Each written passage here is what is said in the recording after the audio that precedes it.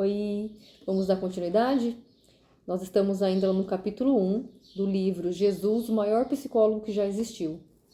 A verdade não é relativa, que o vosso sim seja sim e o vosso não seja não. Mateus, capítulo 5, versículo 37. A senhora Parker telefonou-me em pânico. Seu filho Nathan tinha abandonado o ensino médio e sido preso por estar dirigindo embriagado. Ela temia que a vida dele estivesse ficando cada vez mais sem limites. Após alguns minutos de conversa, convidei a família inteira para fazer terapia. O senhor e a senhora Parker tinham uma única diretriz com relação a Nathan: só queremos que ele seja feliz. Achavam que estavam investindo em sua felicidade quando, em vez de colocar limites quando ele era criança, ofereciam-lhe alternativas para que escolhesse. Por exemplo, em vez de determinar uma hora fixa de dormir quando o filho estava na escola fundamental, perguntavam: Nathan, você quer ir dormir tarde e ficar cansado amanhã o dia inteiro? Ou prefere ir dormir agora e se sentir descansado e bem disposto quando acordar? É claro que Nathan preferia ir dormir mais tarde, o que fazia com que estivesse frequentemente cansado quando criança. O casal não queria ser autoritário com Nathan, de modo que tentaram ensinar que tudo tem consequências dependendo das escolhas que fazemos. Mas na época Nathan não tinha maturidade para entender isso, e essa atitude dos pais o deixava inseguro, achando que eles não sabiam o que fazer e por isso estava sempre lhe perguntando o que ele preferia. Eu vou ler de novo para vocês. É muito importante. Na época, Nathan não tinha maturidade para entender isso, e essa atitude dos pais o deixava inseguro, achando que eles não sabiam o que fazer e por isso sempre estavam lhe perguntando o que ele preferia. A vida de Nathan ficou descontrolada porque lhe deram uma responsabilidade que ele não era capaz de assumir. Quando temos 7 anos, acreditamos que ninguém dirige o universo. Chegamos à conclusão que nada importa. Para Nathan, a verdade era relativa e a realidade era como a criávamos. Na verdade, Nathan precisava que seus pais soubessem das coisas. Como criança, ele precisava que eles estabelecessem limites, fazendo-se sentir seguro, e que dessem respostas diretas às suas perguntas. Obrigar uma criança cedo demais a decidir por si mesma pode ter consequências negativas. Nathan necessitava aprender que a verdade não é relativa, mesmo que cada um de nós a veja a partir da própria perspectiva pessoal. A vida é bem mais difícil para a família Parker, mas está melhorando. Desculpa, eu li errado.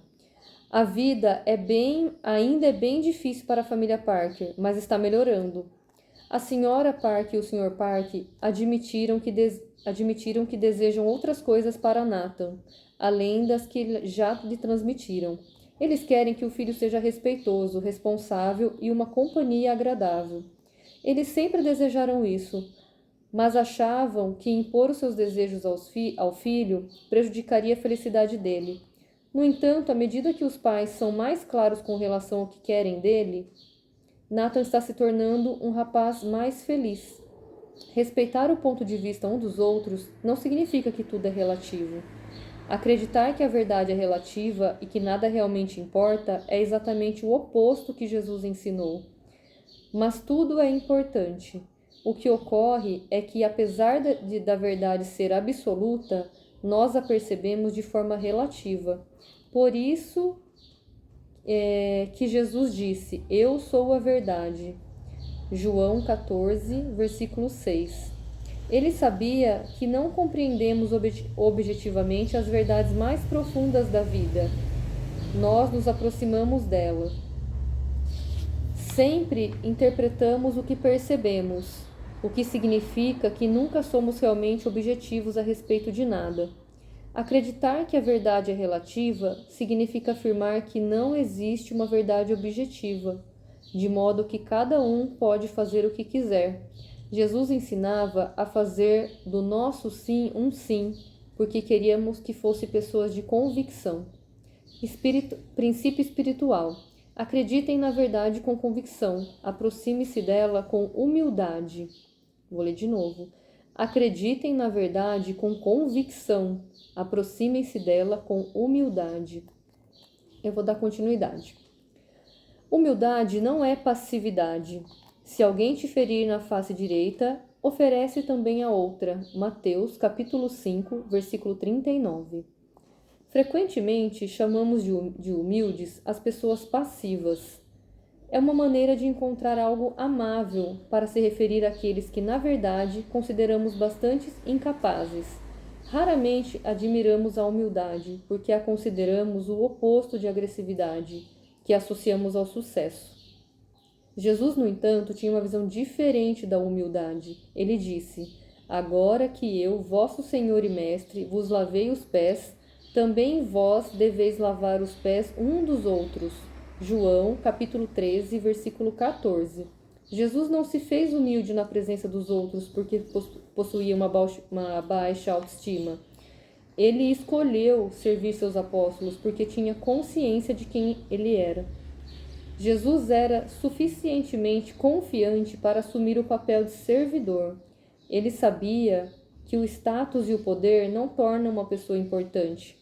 O que faz uma pessoa ser importante é a sua capacidade de servir aos outros. A verdadeira humildade exige confiança em si mesmo. Para ser humilde, você precisa saber quem é e escolher servir os outros. Não se trata da modéstia causada pela insegurança. Dar importância a outra pessoa, sem nos considerarmos diminuídos, é a verdadeira humildade. Uma das minhas alegrias quando criança era jogar dominó com meu avô.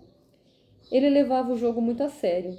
Fora criado em uma pequena cidade de Arkansas, onde a habilidade de um homem no dominó garantia sua reputação num raio de vários quilômetros.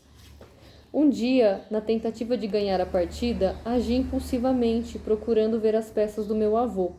A forma que o menino de 10 anos que eu encontrou foi inclinando para a frente e começando a derrubar todas as peças do jogo. Instintivamente, meu avô se levantou da cadeira, horrorizado com o que eu estava fazendo. Quase ofegante e tenso, começou a retirar-se, mas parou no meio do caminho.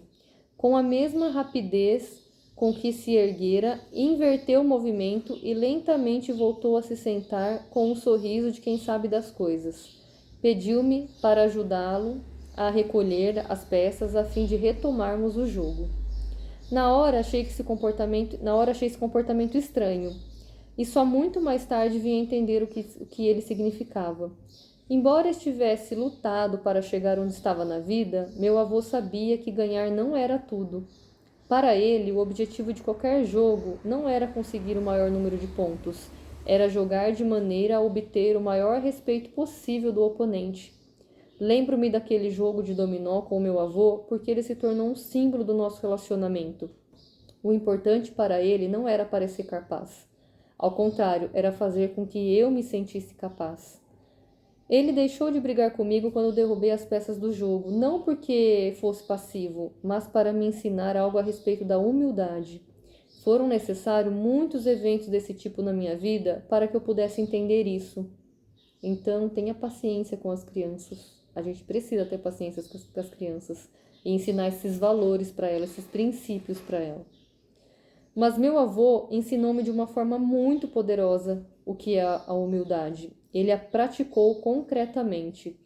E reparem, foi apenas num jogo. Em vários outros jogos, durante sei lá quanto tempo na infância desse garoto. Mas foi numa coisa simples, de parar, sentar e ali num jogo passar esse aprendizado, esse princípio importante. Ser uma pessoa passiva é recusar-se de ter uma atitude por causa do medo. Ser humilde é ter uma atitude devida ao amor. Foi isso que Jesus quis dizer quando falou: se alguém te ferir na face direita, oferece também a outra. Ele não disse: se alguém te ferir na face direita, dá meia volta e afasta-se. Jesus queria que as pessoas tomassem uma posição firme e tivessem uma atitude digna.